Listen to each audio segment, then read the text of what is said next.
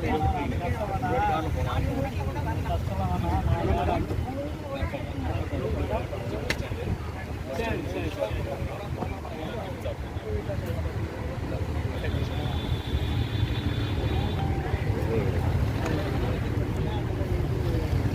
அப்படியா? தினேஷ் பாபு நினைவு நாள் முன்னிட்டு இன்னைக்கு இந்த குளக்கரையில் எல்லாரும் ஒன்று சேர்ந்து இன்னைக்கு இந்த நிகழ்ச்சியை மரங்கன்று நட்டோம். அவருடைய நினைவாக பிறந்த நாள், கல்யாண நாள், அப்புறமா நம்ம இந்த 80வது வயசு 60வது வயசு கல்யாணம் நாள் எல்லாமே சிறப்பாக கொண்டாடணும்.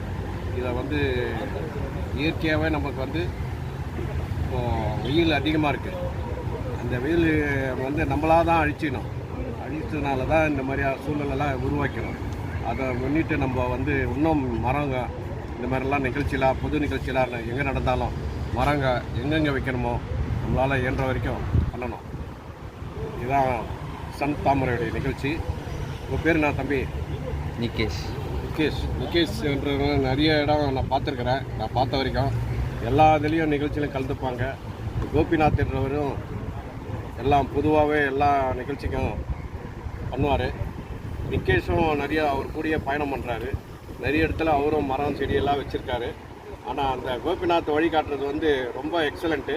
அவரை மாதிரி எல்லாருமே குடும்பத்தில் இருக்கிறவங்க எல்லாருமே அதுமாதிரி வழிகாட்டினா இந்த நாடு சீரும் சிறப்பாக செழுமையாகவும் இந்த முதலமைச்சரும் இதுக்கு மனசு வைக்கணும். நம்ம மத்திய அரசும் தமிழ்நாடு அரசும் மத்திய அரசும் இதுக்கு ஒரு முடிவு கட்டணும். நம்ம நாட்டை நல்லா பேணி காக்கணும். இயற்கை வளங்களை கொஞ்சம் சீரும் சிறப்பாக செஞ்சால் ரொம்ப செழுமையாக நம்ம நாடு மாதிரி வளமான நாடு. நம்ம நாட்டில் எந்த வளமும் இல்லாத நாடே இல்லை. அந்நிய நாட்டிலே போக வேண்டியதில்லை. நம்ம நாட்டிலேயே எல்லா வளமும் இருக்குது. அது பேணி காத்தாவே ஐயா முதல்வருக்கும் எதிராக நான் தப்பாக பேசியிருந்தா கூட மன்னிச்சிடுங்க. நான் ஒரு இயற்கை ஆர்வலர் வெங்கட்ராவ், சன் தாமரை நிகழ்ச்சி. நன்றி.